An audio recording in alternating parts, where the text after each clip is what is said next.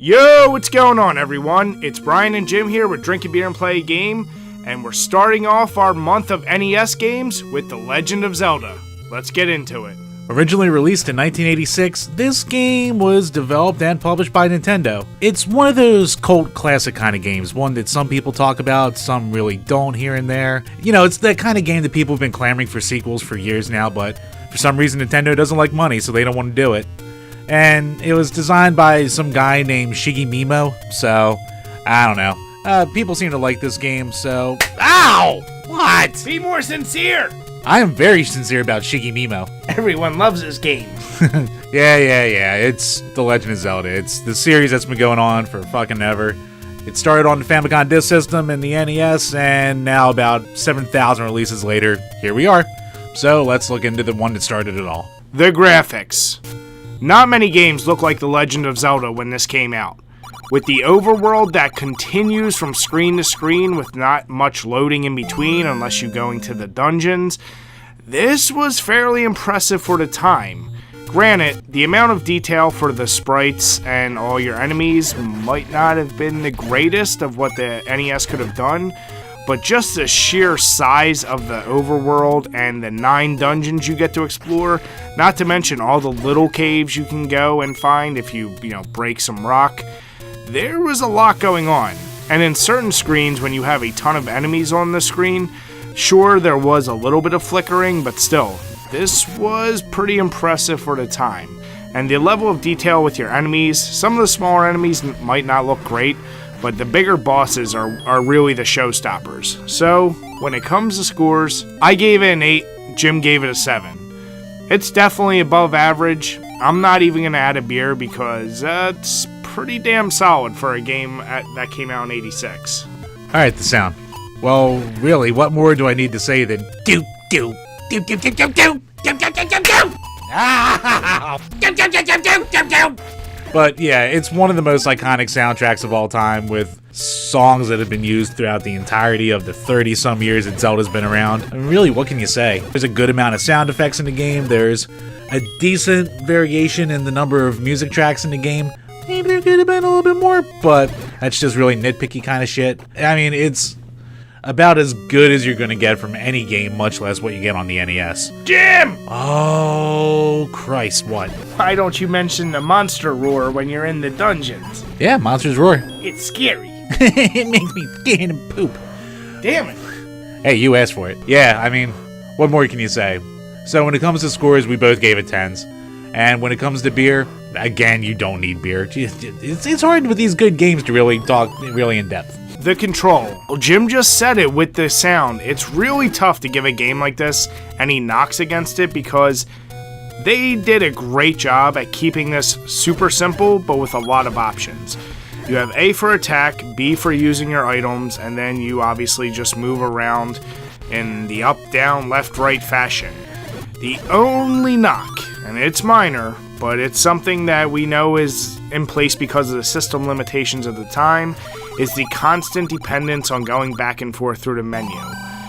We just look at that as a control issue because you're constantly just going to have to keep going back, changing this and that. It's not a huge deal, and it's nothing that stops you from enjoying this game, but if we have to be nitpicky about anything, that's really it. Otherwise, we really enjoy the way this game is laid out, and once again, it's very simple to get used to. So, we gave it 9s, and when it comes to beers, I'm gonna add 1 for the first person who comments that's gonna complain that we should not bitch about anything about Zelda. Alright, the gameplay. It plays like a Zelda game? Alright, I know. So basically take everything we said about Adventure on the 2600 and multiply it by about 1 billion, because games of this time just were not this big.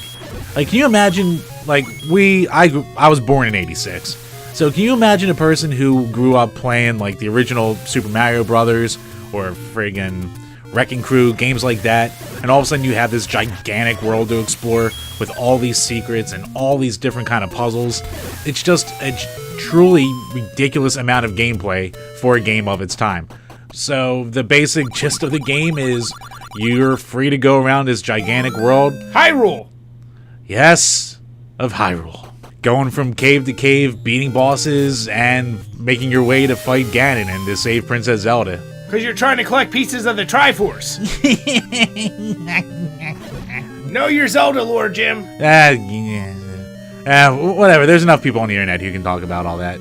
And I like the Zelda series, so even if I'm being a little bit of a dick right now, here's my only problem with this game. And in my eyes, it's a big one. Part of this game, to me, was made to sell magazine subscriptions. Because how in the holy ball-sucking hell are you supposed to figure some of this shit out without a Nintendo Power? I mean, really. Unless you're one of those friggin' psychopaths who just beats yourself into submission, putting bombs on every single thing or trying to set every pixel on fire, how the hell are you figuring this shit out? Yeah, there's some clues here and there, but yeah, they're not Castlevania 2 bad. They're not the most descriptive things in the world either.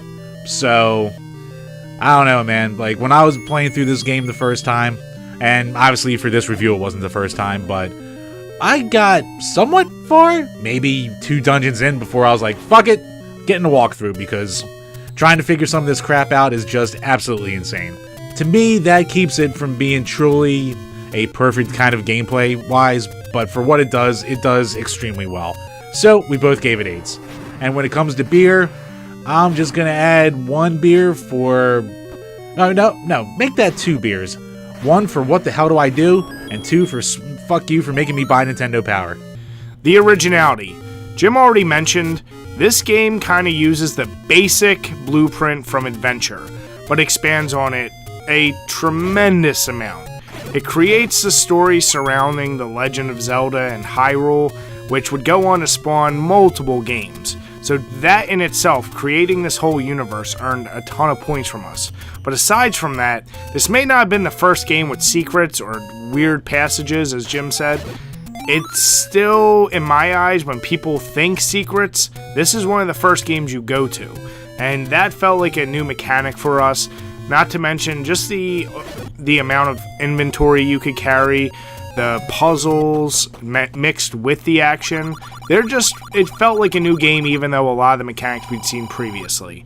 So, when it comes to scores, we both gave it 8s. It's definitely not the most original, but it earned a lot of points from us because it felt like the first in a new genre of gaming for us. When it comes to beer, I'm gonna add 1 just for being so original and creating this new genre that we would come to love. Oh, the replayability. Alright, at its core, there really isn't a lot. You have 1 adventure, you have 1 ending, which God help me if there's more than 1, but I'm saying, as of my knowledge, there's 1 ending. It's just a gigantic adventure. So, where's the replayability come from? Well, getting to the end. And I've already touched on it, but again, without a guide, you're going to be having to come back to this game again and again and again just to do everything you can to figure shit out. And that's really the bulk of it. But because of the sheer level of almost trial and error and discovery and searching and everything like that, and probably frustration and putting it down and playing it something else and coming back, we're giving it 5s. And when it comes to beer, we're just going to add 1 beer because with an adventure this long, you're going to get thirsty. Overall, this is a game we didn't feel we needed to dive too deep into, as we said from the beginning. Everyone knows this game, everyone's talked about this game enough. We really can't bring you many new views on it that someone hasn't already explored. For us personally, we both never beat this game as children. I know I sure as hell didn't because I didn't have a subscription to Nintendo Power like Jim said. And so I got a little bit far, put it down, probably didn't beat it until maybe 10 years ago. And I gotta be honest, playing through it, even though I had to use a playthrough to get through some of those puzzles, I still enjoyed the adventure and the experience of the game. And here's a little shameless plug. I felt that this game was worthy of making just a top 10 beer-worthy moments because there were so many just individual moments throughout the game that I love so much. And it's one of those games that, does it live up to the hype that everyone brings it to? It's debatable, but for Jim and I, we really love the experience, and it's a game we may go back to every once in a while, but that first playthrough is always going to be the most special to you. So, overall, we both gave it a 9. It is a great game, might have some minor flaws here and there, but really just the experience you get from an NES game, you're not going to get anywhere else but Legend of Zelda. And when we combined all of our scores together, it rounds out to an 8.5. This is honestly one of the highest scores we've given a game, so we know plenty of people will still say it should be in the 9s or 10s, but that's just the way our scoring system works. When it comes to beer pairing, this one was kind of a no-brainer. I had to go with the Second Self Beer Company's Triforce.